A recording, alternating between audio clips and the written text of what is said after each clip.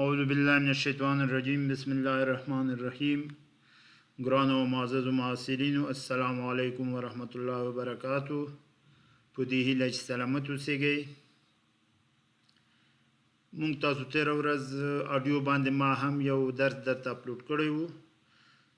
نن ورځ په دا سلایډو کې مې ترتیب کړی دی، یو مرور پو کوو بیا ځو نوي درس ته.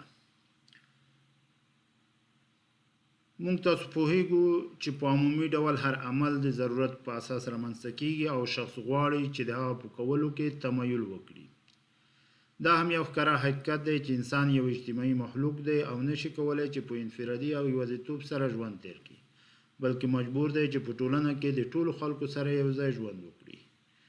کورني حقوق د خصوصي حقوقو له جملې څخه دی چې یو حقوقي سازمان دی او یوه ټولنیزه اجتماعي مؤسسه ده. نو له همدې کبله د کورنۍ مفهوم د ټولنې د سیاسي نظام تابع دی. تېره ورځ موږ تاسو په دې باندې بحث کړی و چې موږ تاسو لومړی حقوق په افاقي او هندي حقوقو باندې تقسیموو، بیا افاقي حقوق په دوه ډوله باندې تقسیموو، یو ملي یا داخلي حقوق دي او بل خارجي یا نړیوال حقوق دي. داخلي حقوق بیا موږ تاسو په دوو برخو باندې تقسیم کړي وو چې یو عمومي حقوق او بل خصوصي حقوق.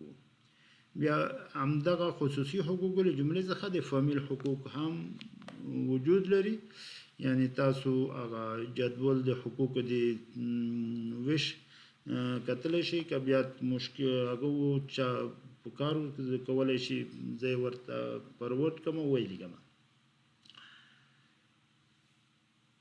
د قبایلي ټولنې کورنۍ یا پانګوالۍ د نظام د کورنۍ سره او دا ټول د نورو کورنیو د نظامونو سره یو شان مفهوم نه لري او همدارنګه اثار یې هم یو شان نه دي. موږ وینو مسؤلیت چې د اکادمي کورنیو غړو د یو بل په مقابل کې درلودو او نن ورځ هم په قبایلي ټولنه کې یو د بل په مقابل کې سره لري. نو په دې اساس ویلی شو چې کورنۍ د ټولنې سره شریک ژوند لري او د ټولنې په تحول او تغییر کې کورنۍ هم تغییر مومي. زمونږ په ټولنه کې د فامیل حقوقو په عمده توګه د اسلامي حقوقو په اساس منځته راغلي دي چې عمده برخې په مدني قانون کې تنظیم شوي دي او یو څه بهر د مدني قانون څخه پاتې دي. هدف همدغه دی چې اکثریت موږ تاسو مدني قانون کې دې ته یادونه کړې ده او ټول موضوعات موږ تاسو په هغه مدني قانون کې هم ځای په ځای شوي نه دي، یو څه بهر پاتې شوي دي. بیا راځو موږ تاسو انشاءالله په جریان د سمستر کې مدني قانون په رڼا کې همدغه کورني حقوق موږ تاسو د بحث او مطالعې لاندې نیسو.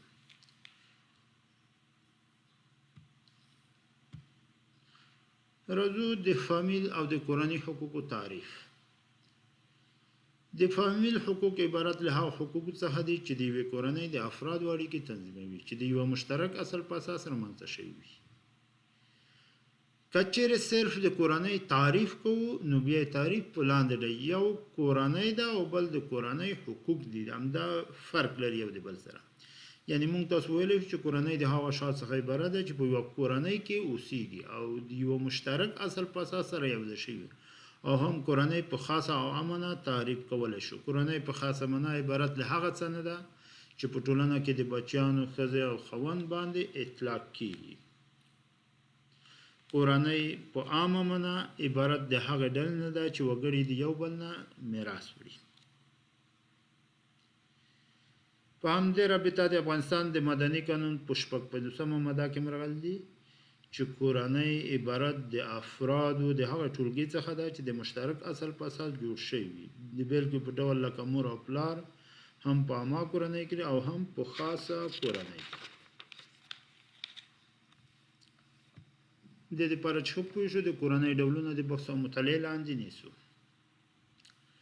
د اسلامي ټولنې علماو کورنۍ په 3 ډولونو ویشلې دي. لومړی وړې کورنۍ دي چې عبارت د مور، پلار او بچیان څخه دي، او بل درمیانه کورنۍ دي، هغه کورنۍ دي چې په کور کې مور، پلار، اولادونه، کاکاګان او نور چې پکې یو له بل نه میراث اخلي. دریم غټې کورنۍ دي عبارت له قومونو، خپلوانو، همداسې نور وسط ورکولی شو چې ډېرې کورنۍ پکې سره یوځای شوي وي لکه احمدزي، مومند، سعادت، خوږیاني او داسې نور.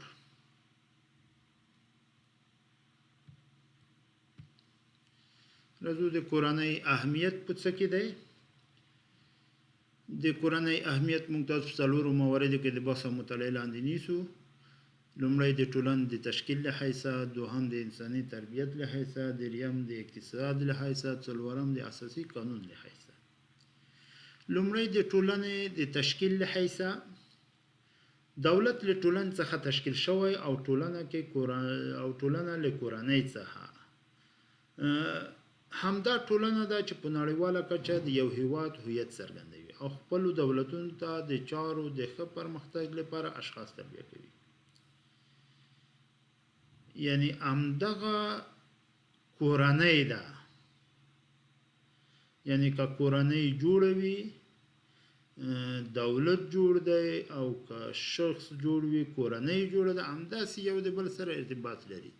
یعنی په حقیقت کې همدغه کورنۍ هم یو وړوکې ټولنه ده او د دې نه یو څوک بیا جامعې ته، دولت ته د خدمت په خاطر باندې مخکې کېږي.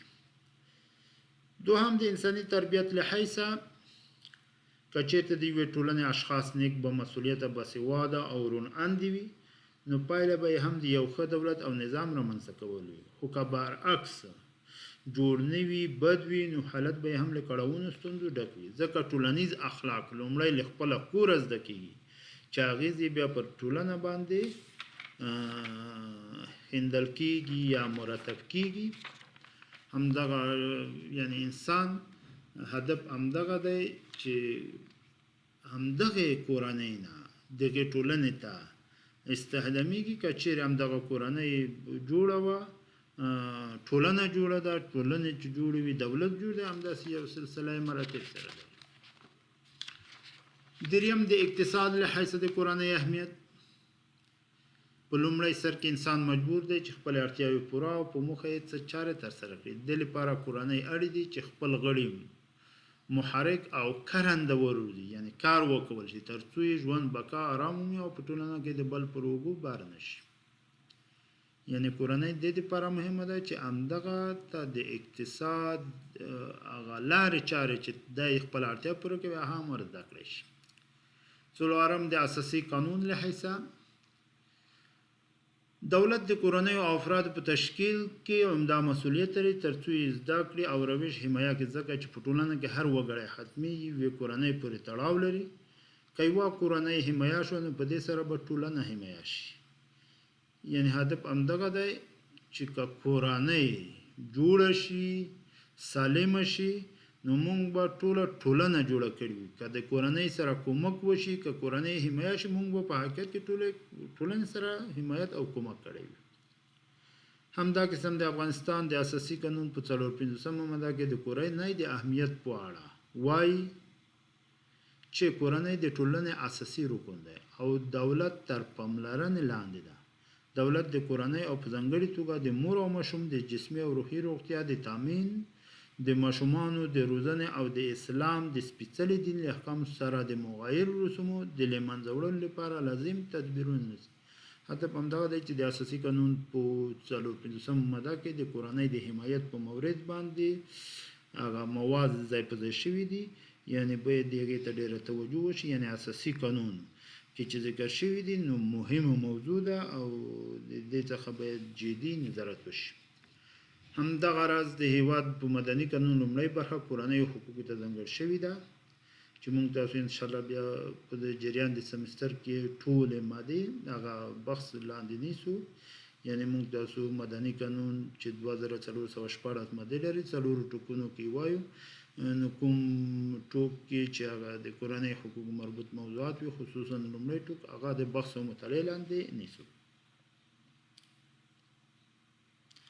همداراز په بین المللي معاهداتو کې او بین المللي اعلامیو کې لکه د حقوق بشر نړیواله اسلامیه اعلامیه، د حقوق بشر نړیواله اعلامیه او د سیاسي مدني حقوق په نړیوال تړون کې کورنۍ ته ځانګړی اهمیت ورکړل شوی دی.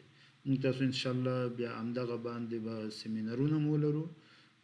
د حقوق بشر نړیواله اعلامیه کې د کورنۍ حقوقو په مورد کوم مواد ځای په ځای شوي دي، موږ تاسو بیا همداسې بحثونه ولرو.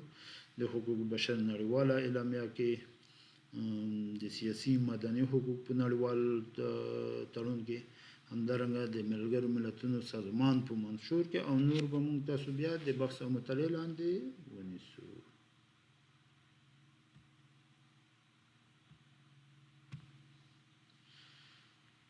یو بل عنوان وایي کورنۍ په مختلفو ټولنو کې اول په پخواني یونان کې د بحث او مطالعې لاندې نیسو.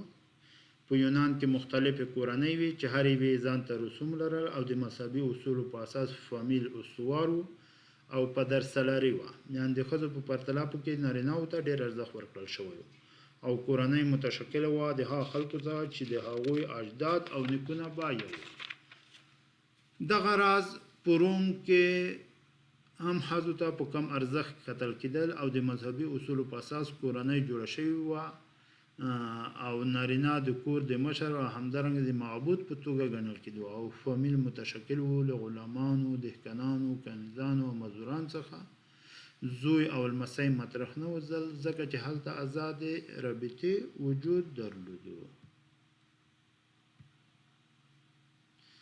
هلته ازادې رابطې وي نو هلته بیا زوی او لمسی مطرح نه و.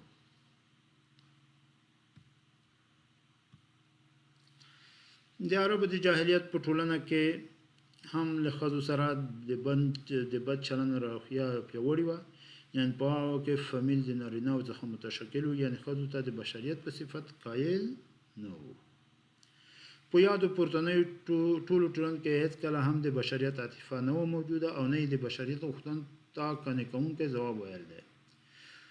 خو د اسلام په مبارک دین په راتګ سره بیا د انساني نړۍ پاڼه بدله او د هرې کورنۍ لپاره خپل حقوق معلوم کړل، یعنی اسلام په حقیقي معنا د کورنۍ هر غړي لپاره حقوق بیان کړل چې په راتلونکي درسونو کې به یې په مفصل ډول بیا د مطالعې او بحث لاندې ونیسو.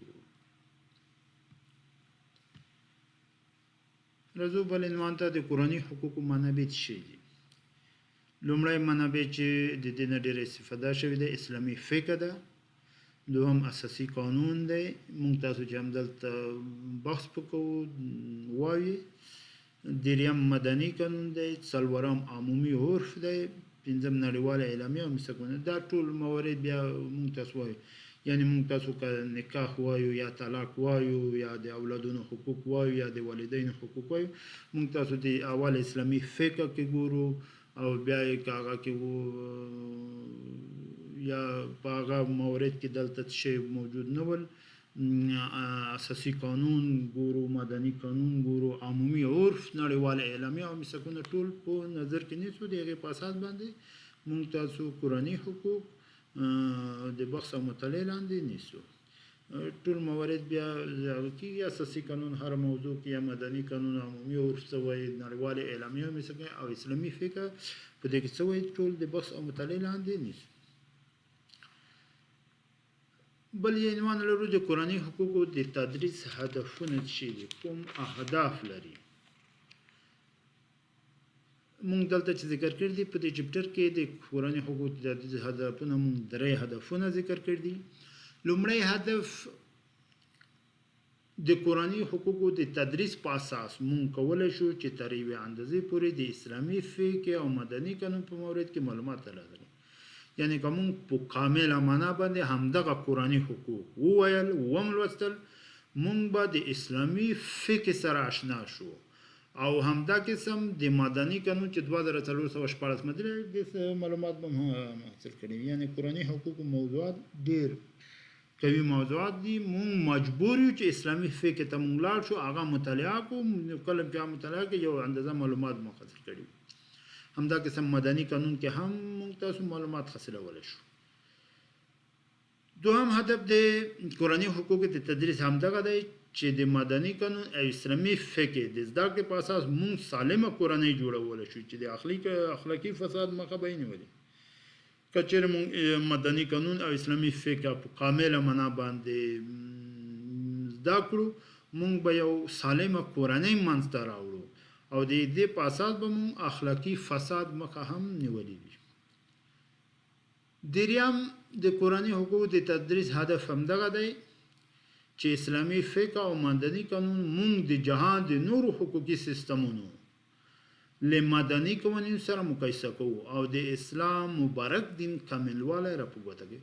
موږ تاسو که همدغه ووایو موږ به بیا مقایسوي پرتلیز ډول باندې ووایو او دا چې پرتلیز ډول وویل نو نورو هیوادونو مدني قوانین چې هغه کې د فامیل حقوق په برخه کې هغه مواد ځای په ځای کړي موږ تاسو ته بیا معلومو شي چې د اسلام مبارک دین څومره کامل دین دی یعنی هغه به موږ ته ډېر نیمګړي ولیدل شي نو اسلام مبارک دین اکملوالی به موږ ته څنګه شي را په ګوته شي. صرف دا عمومیات دي انشاءالله بیا وروسته جزئیاتو ته موږ داسې چپټر کې راځو. بل عنوان موږ د قرآني حقوقو مطالب او د بحث موضوعات. موږ په قرآني حقوق کې عمده د بحث موضوعات همدغه دي. نکاح دی، دوهم د نکاح انحلال یا طلاق دی او دریم اولاد دی. همدغه موضوعات دي چې موږ تاسو په دې باندې په دې چپټر کې بحث کوو. لومړی برخه موږ تاسو نکاح وایو، د نکاح تعریف او نور خصوصیات د بحث او مطالعې لاندې نیسو. د افغانستان د مدني قانون د شپږمې مادې په اساس نکاح ګورئ موږ تاسو د افغانستان د مدني قانون د شپږمې مادې په اساس یعنی موږ اول همدغه تعریفو هم دلته یعنی موږ د مدني قانون په اساس د افغانستان د مدني قانون د شپږمې مادې په اساس نکاح یا ازدواج یو واک دی چې د ښځې او نارینه ژوند د کورنۍ یا فامیل جوړول په مقصد مشروع ګرځوي او د دواړو خواو حقوق او واجب تنظیموي. یعنی موږ د مدني قانون موږ د هغه د قرآني حقوقو د تدریس هدفونو په مورد کې یو هدف هم دغه موږ تاسو ویلو چې موږ تاسو د دې په اساس باندې کولی شو چې موږ تاسو مدني حقوق یاد کړو زده کړو. نو لومړی موږ تاسو نکاح د مدني قانون په اساس باندې تعریف کړو، بیا نور وروسته نور تعریفونه من تر نور تعریفو څخه هم یادونه کوو. نکاح د هغو عقدونو له جملې څخه دی چې مالي او غیر مالي جنبې لري. دا په دې معنی چې د نکاح د عقد په اساس نارینه موظف کېږي چې د ښځې او کورنۍ او د نورو غړو نفقه ورکوي او یو څه مال هم د مهر په توګه ښځې ته وسپاري. د بلې خوا څخه نارینه او ښځه مکلف کېږي چې د کورنۍ د بنیاد د ټینګولو او د اولاد د تربیې لپاره یو د بل سره مرسته وکړي. دا چې نکاح یو عقد دی باید د نورو عقدونو په شان اساسي شرایط هم ولري. ښځه او نارینه باید قصد لرونکي عاقل بالغ او رشید او د عقد جهت هم مشروع چې بیا وروسته په دې باندې هم بحث کوو. نکاح د رضایي عقدونو د جملې څخه دی دومره چې یو نر او ښځه د کورنۍ د جوړولو او د یو مشترک ژوند کسب وکړي او خپله دغه اراده په صریح او ښکاره توګه اعلان او بیان کړي نو د هغوی د توافق څخه نکاح منظر دی. خو خبره دا ده چې نکاح د تشریفات سره نه وي د عقد اثبات مشکل کېږي. په همدې دلیل د پوهې او تجربې خاوندان د خپلو حقوقو د ساتلو لپاره کوښښ کوي چې نکاح د یو رسمي مقام په مخ کې سرته ورسیږي. یعنی دغه رسمي مقام موږ تاسو د مدني قانون یو شپږمه ماده کې داسې راغلی دی چې د نکاح عقد په رسمي نکاحنامه کې د مربوطه ادارې په وسیله په درې نقلونو کې ترتیب او ثبت کېږي. اصل یې په مربوطه اداره کې حفظ او یو نقل یې د عقد هر یو لوري ته ورکول کېږي یعنی د ازدواج لوري ته ښځه او نر ته ورکول کېږي. د ازدواج عقد په مخصوص دفترونو کې تر ثبت کېدو وروسته د مدني قانون د 46مې مادې د درج شویو سجلونو د ثبت ادارې ته اطلاع ورکول کېږي. په پورته ذکر شوي یو 8مه ماده او 46مه ماده یادونه د سجلو د ثبت هغه دفتر ته اشاره ده چې د شخص د 18 کلنۍ د عمر تکمیل په دې دفتر کې ثبت کېږي. دغه مدني قانون کې ویل د دې لپاره چې بیا یو څوک د نکاح څخه امتناع رانهوړي نو د دې لپاره هغه ثبتېږي او یو نقل طرفین ته ورکول کېږي. د یو 8مې مادې حکم یو انحصاري حکم نه دی چې پرته له دې بله طریقه د نکاح د حق د ثبوت لپاره ومنل شي. له همدې امله د نوموړې یو 8مې مادې په 2مه فقره کې داسې ذکر شوي دي د ازدواج د حق ثبتونه که په دې ترتیب ممکن نه وي او بله طریقه چې د رسمي سندونو د ثبت کېدو لپاره ټاکل شوي وي ترسره کړي. یعنی هدف دا دی چې حتمي دی همداسې یعنی بله طریقه هم کیدای شي چې د هغې په اساس باندې ازدواج صورت ونیسي خو دوم تر هغه پورې چې د رسمي سندونو د ثبت کېدو لپاره ټاکل شوي وي ترسره کړي. د نکاح د حق په حقوقو کې اخلاقي او دیني جهتونو ته ډیره توجه شوې ده او د اخلاقو عالمانو د نکاح د حق د خیر او برکاتو په اړه ډیر زیات ارشادات کړي. خو نن ورځ د نړۍ په ځینو هیوادونو کې د نکاح په ځای حتی د نر او ښځې طبیعي اتحاد ته یو تمایل موجود شوی دی او حتی په ځینو اروپایي هیوادونو کې د همجنسو ترمنځ د ګډ او مشترک ژوند د نکاح په ښه جایز او بلل شوی دی او په بعضو هیوادونو کې همدغه هڅه روان ده چې دا عمل هلته هم قانوني وګڼل شي. یعنی هدف همدغه دی چې هلته همجنسو ترمنځ نکاح یا ازدواج کېږي چې هغه زموږ تاسو د مدني قانون او د اسلامي شریعت څخه هغه مردود ګڼل شوی دی. د بل عنوان موږ تاسو نامزدي د نکاح وده وایو. نامزدي د نکاح یوه وده ده چې په دې کې مرحله کې د نکاح د حق د جواب او قبول رامنځته شوي نه وي. د مدني قانون په اساس کېدای شي چې د نکاح حق منځته راشي او یا هم را نه شي او د حق څخه صرف نظر وشي او نامزدي له منځه وراشي، مګر په عرف او رواج یعنی قبایلي او کلیوالي ژوند کې هلته چې د شوم او پیغور او ننګ مفاهیم په ټولنیز ژوند حکیم دي، د نامزدۍ بیرته ګرځېدل د نکاح د حق په شان دي او لوی ستونزې رامنځته کوي او لوړ قیمتونه ایجاب کوي. همدا دپاره چې دغه نامزدي خطبه د اسلام څخه د مخه څنګه وه دا تاسو کولی شئ هغه زما چپټر ته غشئ. یعنی په عربو کې د اسلام د مخه د جاهلیت په دور کې ډول ډول ښه او بد دودونه او عنعنې موجود وي. هرې قبیلې او هرې ډلې ځان ته بیل بیل دستور او عنعنات درلودل چې د اسلام د راتګ سره ځینې ښه دودونه پاتې شول او اکثره یې چې ناوړه وو له منځه لاړل. دغه هلته دودونه وو چې څنګه په هغه کې د نامزدۍ په مورد باندې وجود لري، کوم چې ناوړه وه د اسلام په راتګ سره له منځه لاړل او کوم چې هغه ول هغه بیا پاتې شول. نن ورځ همدومره داسې برس دی. بله ورځ چې انشاءالله مونږ تاسو راځو بیا مونږ تاسو بل عنوان چې هغه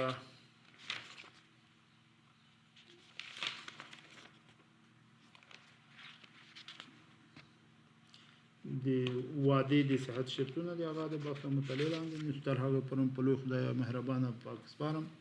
السلام علیکم ورحمة الله وبرکاته.